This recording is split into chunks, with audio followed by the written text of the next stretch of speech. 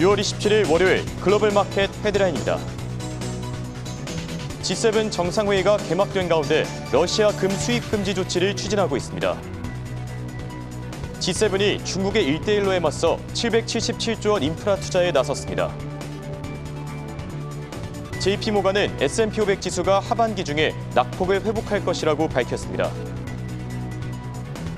IMF가 올해 미국의 성장률을 3.7%에서 2.9%로 하향 조정했습니다. 테슬라와 포드, GM이 전기차 가격을 줄줄이 인상하고 있습니다. 엑슨모빌 CEO는 친환경 에너지 급전환이 고유가 현상을 야기할 것이라고 밝혔습니다. 시진핑 주석이 7월 1일 홍콩 주권 반환 기념식에 참석할 예정입니다. WHO는 원숭이 두창이 현재 공중 보건 비상사태는 아니라고 밝혔습니다.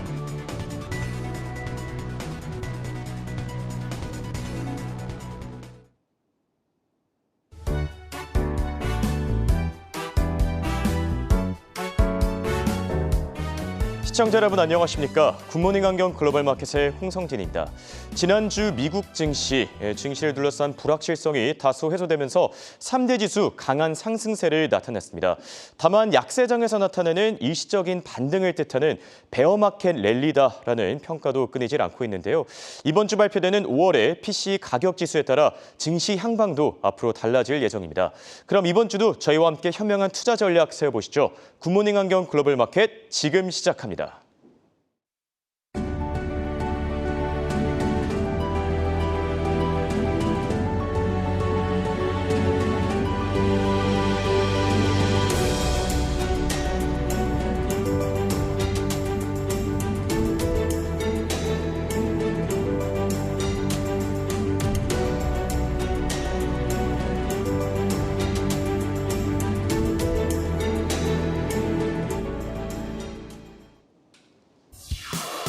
지난주 미국 증시 3대 지수 일제히 상승 마감했습니다. 다우지수는 2.6% 오르며 31,500선에서 S&P 500 지수도 3% 급등하면서 2년 만에 일일 최대 상승폭을 기록했습니다.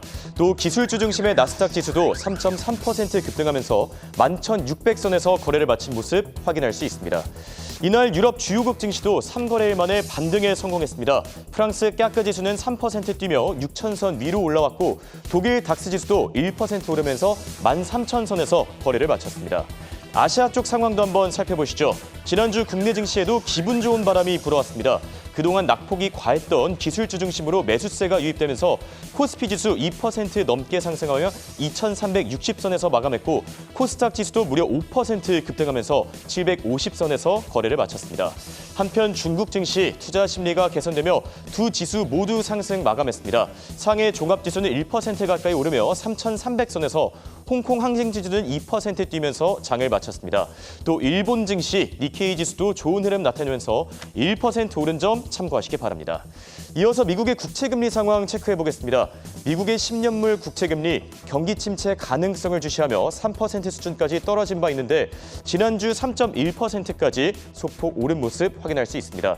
또 통화정책에 민감한 2년물 국채금리는 3.06%에서 거래를 마쳤습니다. 그럼 더 자세한 시장 상황 강수민 캐스터와 확인해 보시죠. 네, 금요일장 미국 증시 특징주들 확인해 보겠습니다. 먼저 주요 기술주부터 확인해 보시죠. 크레디트 스위스가 테슬라에 대한 비중 확대 의견을 유지하긴 했지만 목표가를 하향 조정했습니다. 기존 1,025달러에서 1,000달러로 낮췄는데요. 중국 상하이 봉쇄 여파로 테슬라 2분기 차량 인도량을 24만 2천 대로 예측했습니다. 예상치인 28만 대에 못 미치는 수준이고요. 반도체 부족과 공급망 차질, 비트코인 손해 등을 부정적으로 평가했습니다. 금요일장 테슬라는 4.5% 오르면서 737달러 선에 마감했습니다. 에버코어가 아마존에 대한 시장 수익률 상회 의견을 유지했습니다. 다만 목표가는 205달러에서 180달러로 낮추긴 했지만 그래도 아마존이 계속해서 온라인 소매 시장에서의 리더 자리를 유지하고 있다는 설명입니다. 금요일장 아마존은 3.5% 상승으로 마감했습니다. 모건 스탠리가 애플에 대한 비중 확대 의견을 재차 내놓았습니다. 금리 인상 환경 속에서 애플이 가장 포지셔닝이 잘 되어 있는 종목 중 하나라고 평가했는데요. 금요일장 애플은 2.4% 오르면서 141달러 선에 마감했습니다. 시티그룹이 마이크로소프트를 최선호주로 선정했습니다. 매도세가 끝나가고 있다며 밸류에이션과 장기적인 관점에서의 가격 경쟁력을 긍정적으로 평가했고요. 금요일장 마이크로소프트는 3.4% 강세 나타냈습니다. 또 메타의 경우도 무려 7%나 오르면서 $170 선에 마감을 했고요. 반도체주 흐름도 살펴보겠습니다. TSMC가 일본의 반도체 연구센터를 본격 가동화한다고 전해졌습니다. 금요일장 TSMC 주가는 2% 상승 흐름 나타냈고요. 또 엔비디아 경우도 5% 강세 나타냈습니다. 금요일장 필라델피아 반도체 지수는 4% 오름세 나타냈습니다. 페덱스는 지난주 실적을 발표했는데요. 매출은 시장 예상을 하회했지만 EPS는 시장 예상을 상회했고요. 연간 가이던스를 상향 조정하면서 금요일장 주가가 무려 7%로 크게 올랐습니다. 다음은 비디오 스트리밍 업체 로쿠 살펴보겠습니다. 니덤이 로쿠에 대한 투자 의견으로 매수를 유지했습니다. 로쿠가 넷플릭스에 인수될 수 있다는 소문이 돌고 있고 전 세계 6,100만 대 기기에 로쿠가 설치되어 있기 때문에 넷플릭스는 로쿠를 반드시 인수해야 한다는 분석입니다. 금요일장 로쿠는 2.8%가 올랐고요. 또 넷플릭스도 주가 흐름 살펴보시면 5% 강세 나타내며 마감했습니다. 카니발이 코로나 팬데믹 이후로 가장 높은 예약 건수를 이번 2분기에 기록했다고 밝혔습니다. 해당 소식에 금요일장 무려 12%나 급등했는데요. 다만 카니발의 EPS와 매출은 모두 시장 예상을 밑돌았습니다.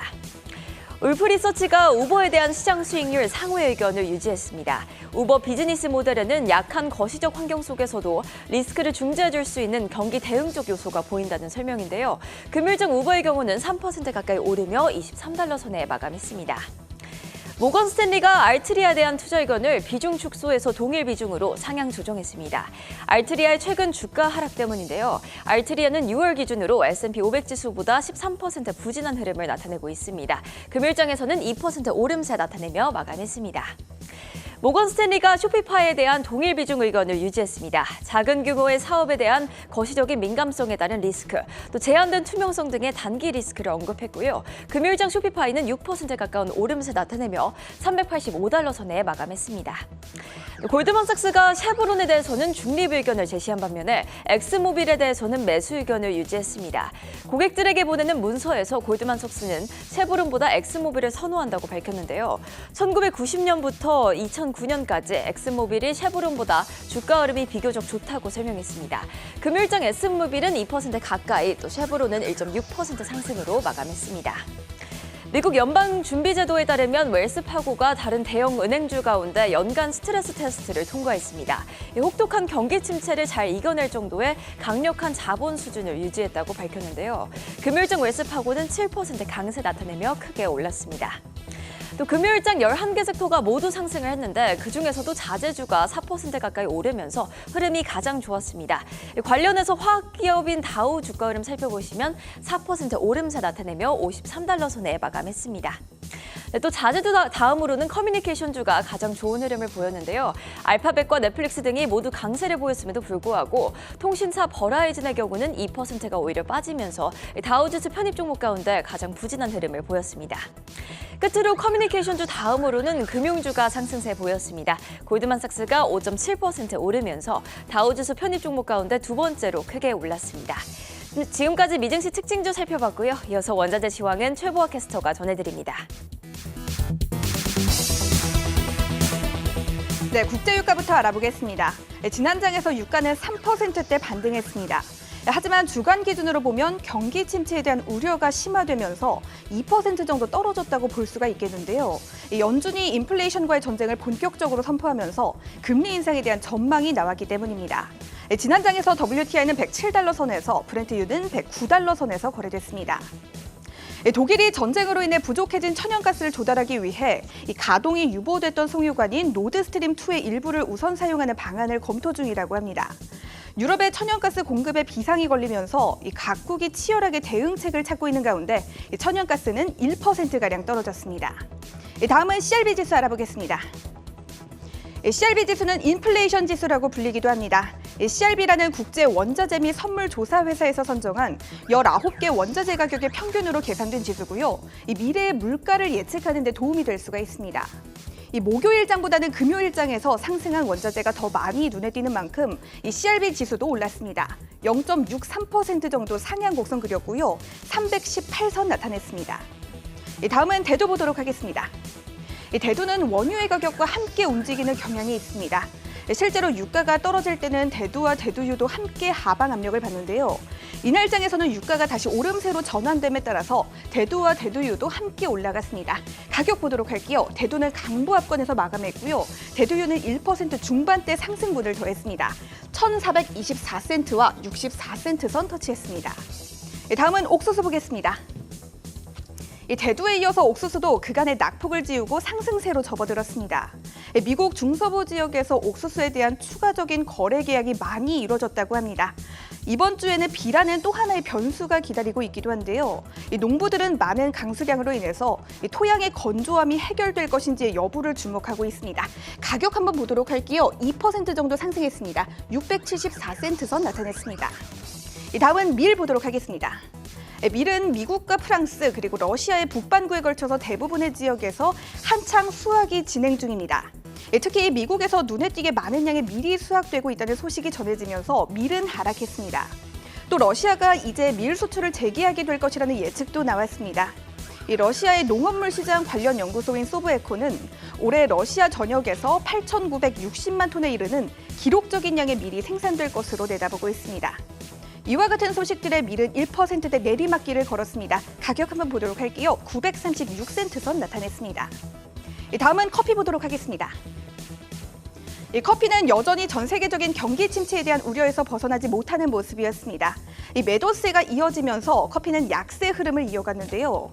이 커피는 흔히 고급 원자재로 분류되는 만큼 이 전체적인 시장 경제가 위기에 봉착하고 전쟁이 장기화된다면 이 소비자들의 수요가 가장 먼저 줄어드는 상품으로 분류되고 있습니다. 커피 가격 한번 보도록 할게요. 223달러 선 나타냈습니다.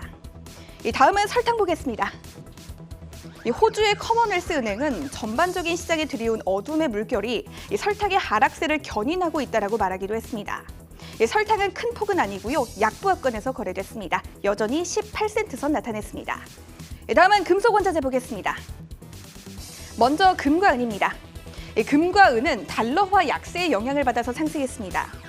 또 연준의 긴축 행보와 관련해서 안전자산에 대한 선호 심리가 높아졌는데요.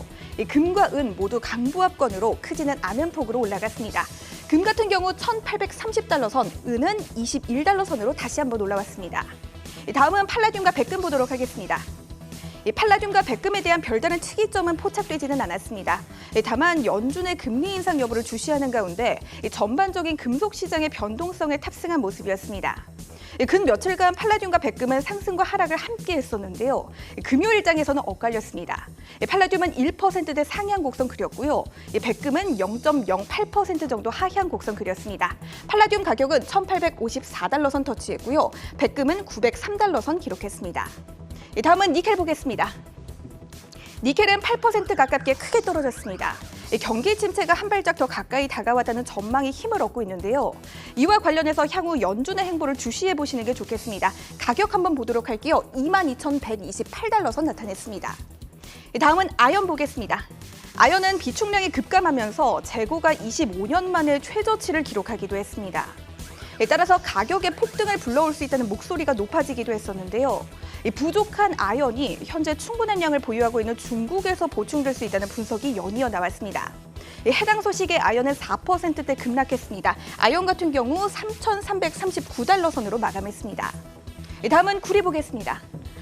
구리는 경제 둔화에 대한 공포감으로 인해서 가장 약한 한 주를 보냈다고 해도 과언이 아니었습니다. 특히 주요 구리 소비국인 중국의 경제가 다시 활성화되지 못할 것이라는 두려움이 컸는데요.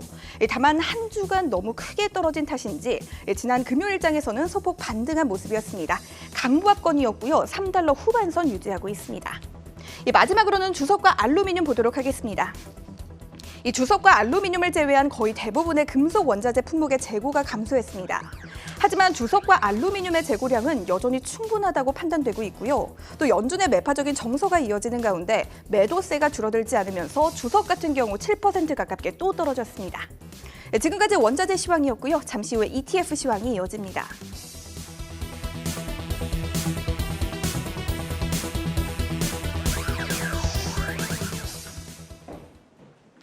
생생한 ETF 시황 전해드립니다.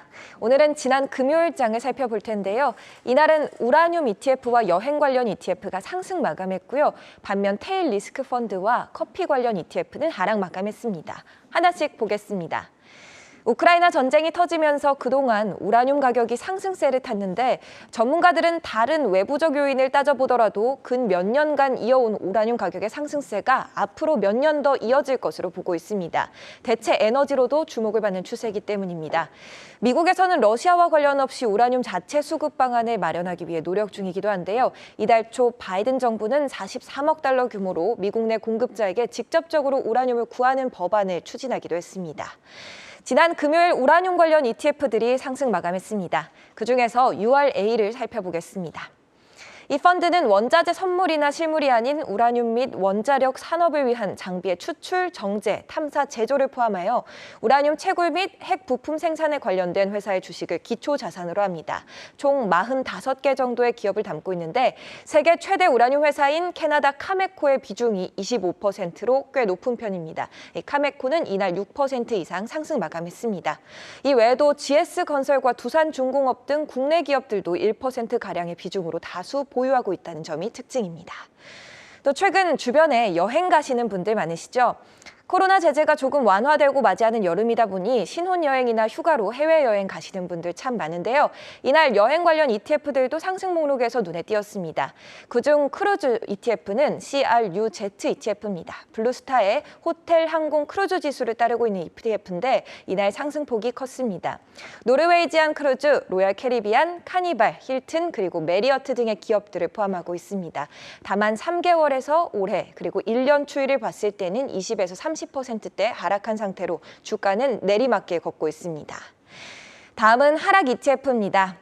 금요일장 증시는 기술적인 반등을 보면서 상승 마감했습니다. 그중에서 테일 리스크 관련 펀드가 5%가량 하락 마감했습니다. 테일 리스크란 확률은 낮지만 일어나면 시장에 큰 충격을 줄 수 있는 위험을 뜻하는데요. 금융위기나 급락장을 대비해 만들어지는 펀드입니다. 소비자들의 기대 인플레이션이 종전의 예비치보다 소폭 하락한 점이 투심에 긍정적인 영향을 주면서 잠시 베어마켓 랠리가 나오고 있다는 분석이 나오는데요. 다만 장기적으로 보았을 때는 아직 신중한 투자가 필요하다는 조언도 나옵니다. 금요일장에서 또한 스타벅스가 3%가량 상승 마감했습니다. 다만 커피 원두의 가격은 2020년 수준의 2배에 이르게 됐습니다. 공급망 현상에 더해서 극한 날씨가 영향을 준 것으로 풀이됩니다. 커피 선물 가격을 따르는 바클레이제 커피 선물 ETF는 다만 이날은 하락 마감했습니다. 1년 추이를 봤을 때는 40%가량 상승해 있는 상태입니다. 마지막으로는 특징 ETF들까지 살펴봅니다. 비트코인 가격이 7개월 동안 70% 하락했습니다. 이런 상황 속에서 비트코인 추가 하락에 베팅하는 비트코인 인버스 ETF가 미국에서 최초로 출시됐습니다.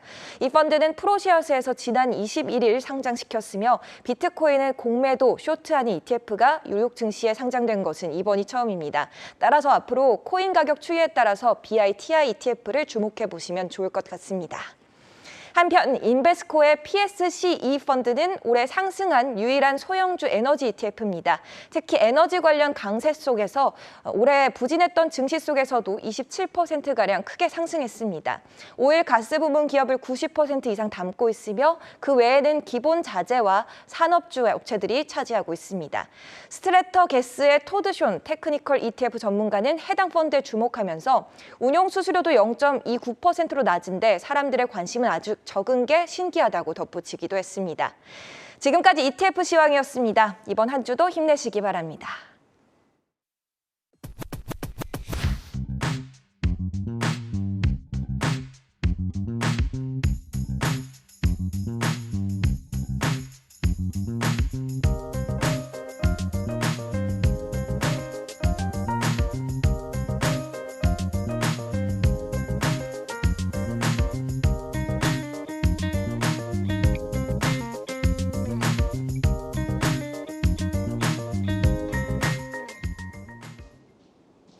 글로벌 이슈와 해외 토픽 확인해보는 시간입니다. 주말 사이 어떤 이슈들이 나왔는지 바로 체크하시죠. 먼저 로이터 통신의 헤드라인입니다.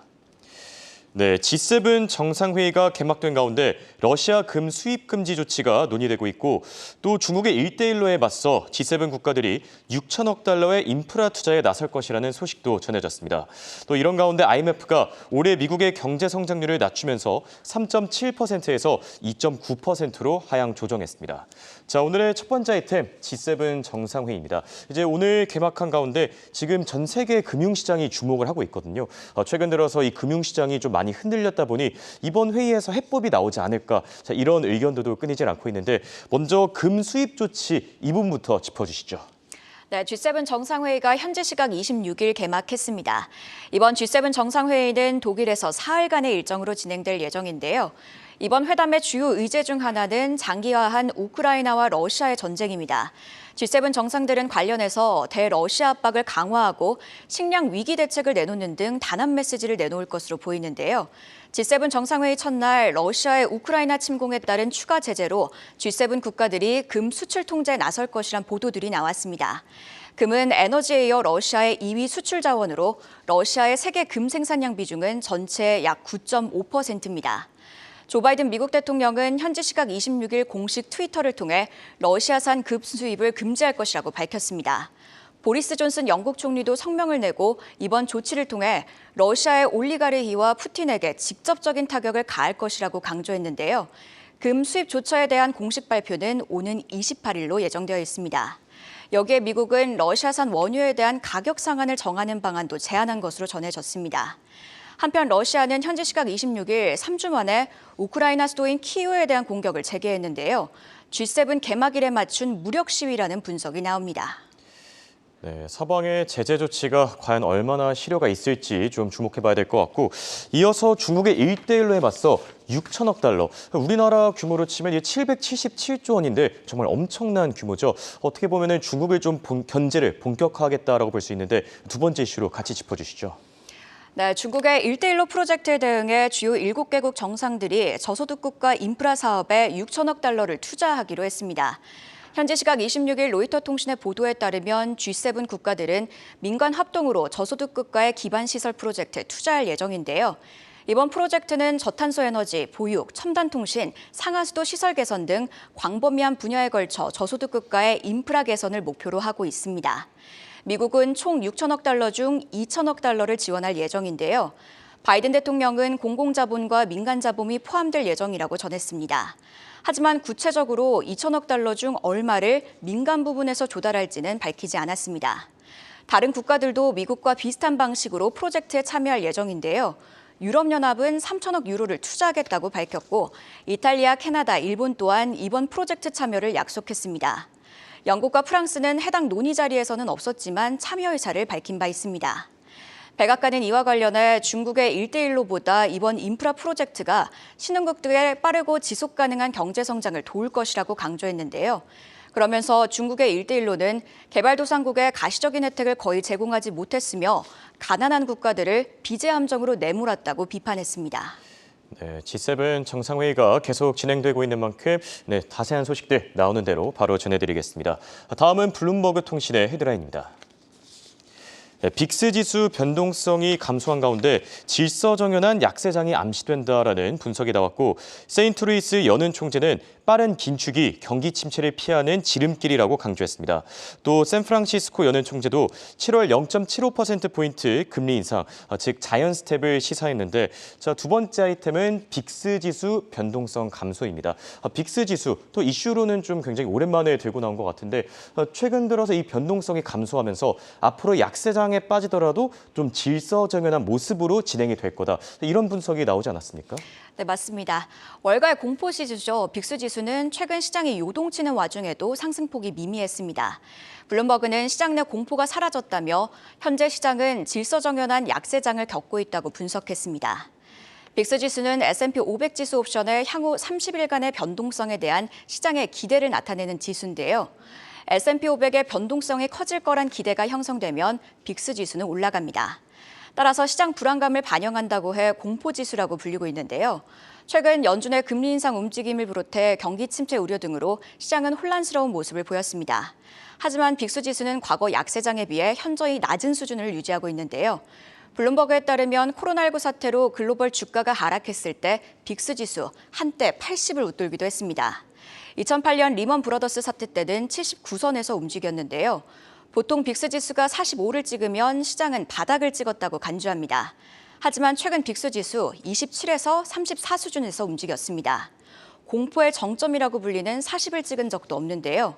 옵션 트레이더들은 빅스 지수가 소극적인 데는 이유가 있다고 했습니다. 충격적인 돌발 변수가 시장 공포감을 일으킨 게 아닌 만큼 변동성 해지 수요가 크지 않다고 전했습니다. 그러니까 현재 약세장은 이미 예고된 긴축으로 발생한 만큼 증시가 장기간에 걸쳐 약세장에 진입하는 일종의 질서정연한 약세장이 형성됐다고 분석했습니다. 한편 채권과 외환 시장의 변동성은 치솟고 있는데요. 국채 시장의 변동성을 반영하는 무브 지수는 3월 투매가 절정일 때 수준을 보이고 있습니다. JP모건 글로벌 외환 변동성 지수도 비슷한 흐름을 보이고 있는데요. 블룸버그는 채권 외환 시장이 증권 시장보다 현재 악재를 더 민감하게 받아들이고 있다고 해석했습니다. 네, 월가의 공포지수, 빅스 지수에 대한 분석 내용 체크해봤고요. 다음은 CNBC의 헤드라인입니다. 엑슨모빌 CEO는 2040년까지 전 세계 신차가 전기차가 될 예정이라고 밝혔고 또 신학기 소비 지출 감소가 소비 심리 위축을 시사한다는 분석이 나왔습니다. 또 중국의 권위 있는 경제 연구기관이죠. 거시경제포럼 CMF가 올해 중국의 경제 성장률을 4.7%로 전망했습니다. 상반기에는 이 성장률이 다소 둔화할 수는 있겠지만 그럼에도 하반기에는 큰 폭으로 이제 완화될 것이다라고 밝혔는데 그럼에도 시진핑 정부가 제시한 5.5%라는 목표치보다는 다소 낮은 모습 확인할 수 있습니다. 자, 세 번째 아이템은 엑슨모빌 CEO의 전망입니다. 최근 들어서 전기차 시장이 계속 확대되고 있는데 2040년에는 모든 신차가 전기차가 될 것이다. 자, 이런 분석을 내놓지 않았습니까? 네, 맞습니다. 2040년 전 세계에서 판매되는 신차는 모두 전기차가 될 것이라고 엑슨모빌 CEO가 말했습니다. 대런우즈 엑슨모빌 CEO는 현지 시각 25일 CNBC와의 인터뷰에서 이같이 말했는데요. 실제로 전기차는 엄청난 속도로 시장 점유율을 점차 높여가고 있습니다. 우주 CEO는 현재 전기차 전환으로 인한 휘발유 판매 감소가 엑슨모빌에 어떤 영향을 줄지 분석하고 있다고 했습니다. 그러면서 엑슨모빌은 세계 최대 정유사이자 석유 제품업체라며 전기차가 세계 자동차 시장을 장악하고 난 이후에도 엑슨모빌은 석유 화학업체로 계속 살아남을 것이라고 강조했습니다. 특히 청정에너지로 전환하는 과정에서 엑슨모빌의 화학 부문이 수혜를 볼 수도 있다고 말했는데요. 또 엑슨모빌이 석유 수출을 통해 생산하는 플라스틱도 전기차 생산에 활용될 수 있다고 전했습니다. 그리고 2040년에 석유 수요가 줄기는 하겠지만 2013년과 14년 수준은 유지할 것이라고 전망했는데요. 기존 내연기관 자동차에는 아직 휘발유가 필요한 만큼 전 세계 석유 수요는 상당한 수준을 지속할 것이라고 내다봤습니다. 네, 친환경 에너지로의 움직임이 갈수록 빨라지겠지만 그럼에도 석유는 당분간 좀 사용될 것이다. 자, 이런 전망도 내놨고 이와 함께 신학기 소비 지출 감소가 소비 심리 위축을 시사한다. 미국의 소비 심리 지수에도 굉장히 중요한 내용일 것 같은데 같이 짚어주시죠. 네, 우리나라는 3월에 새학기가 시작합니다. 미국은 9월에 새학년이 시작되는데요. 따라서 9월 직전은 새학기를 준비하기 위해 소비가 활발해집니다. 하지만 올해는 좀 상황이 다를 것으로 보이는데요. CNBC는 모닝 컨설턴트의 설문조사를 인용하며 새학기 소비 심리가 위축됐다고 분석했습니다. 책가방, 노트북, 새 옷 등을 살 여유가 없다고 응답한 학부모는 작년 조사보다 약 10%포인트가량 증가했습니다. 또 작년 조사에서는 응답자의 약 50%가 무리 없이 새학기 준비물을 마련할 수 있다고 답했는데요. 하지만 이번 조사에서 해당 수치는 38%로 감소했습니다. 최근 발표된 미시건대 소비자 심리 조사 역시 소비 심리 위축을 암시했는데요. 6월 최종 수치는 50으로 사상 최저치를 기록했고 이는 1년 전보다 41.5% 하락한 수치입니다. CNBC는 인플레이션으로 인한 전방위적인 가격 상승이 소비자들의 주머니 사정을 어렵게 만들었다고 진단했습니다. 특히 저소득층의 실질 임금이 매우 감소했다고 덧붙였는데요. 그러면서 이에 따라 소매업체들이 타격을 받을 것이라고 분석했습니다. 타겟, 월마트, 아마존 등 기업들은 이에 대응하기 위해 이번 새학기 준비 기간 동안 대규모 할인 행사를 진행하고 있는데요. 따라서 CNBC는 소매업체들의 실적이 위험하다고 분석했습니다. 네, 인플레이션이 당분간 지속되면은 이 소비 심리에도 상당한 피해를 입힐 것 같은데 이번 주 발표되는 PC 가격 지수가 어느 때보다 더 중요한 상황인 것 같습니다. 마지막으로 월스트리트 저널의 헤드라인입니다.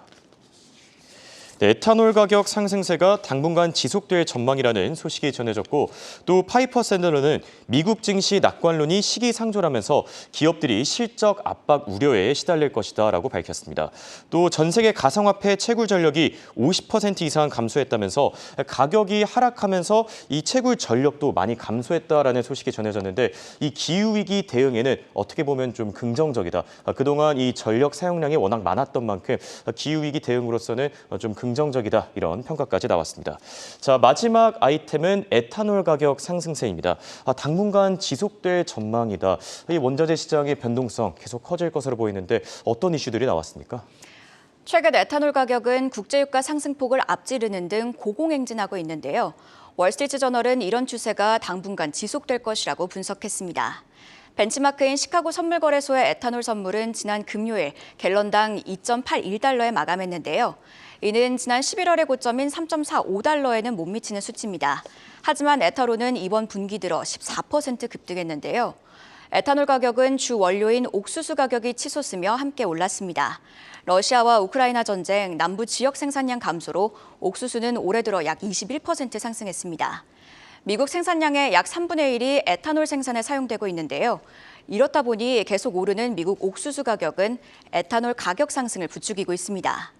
여기에 지난 4월 바이든 대통령은 휘발유 가격 상승을 억제하기 위해 바이오 에탄올을 15% 함유한 휘발유의 여름 판매를 허용했는데요. 따라서 에탄올 수요도 늘었습니다. 월스트리트저널은 휘발유 수요가 줄지 않아 앞으로도 에탄올 수요가 계속 늘 것이라고 분석했습니다. 한편 에탄올 가격이 하락세로 돌아설 여지도 있는데요. 휘발유 수요가 줄고 옥수수 가격 상승세가 진정되면 에탄올 가격이 하락할 수 있기 때문입니다. 하지만 월스트리트저널은 아직 옥수수 가격이 내릴 기미가 보이지 않는다며 에탄올 가격은 당분간 상승하리라 전망했습니다.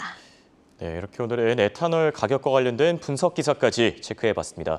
잠시 후 한상춘의 지금 세계는에서는 파월 의장의 큐티와 관련된 발언을 두고 이야기를 나눠볼 예정입니다. 끝까지 함께해 주시고요. 굿모닝 환경 글로벌 마켓은 7시 30분까지 계속됩니다.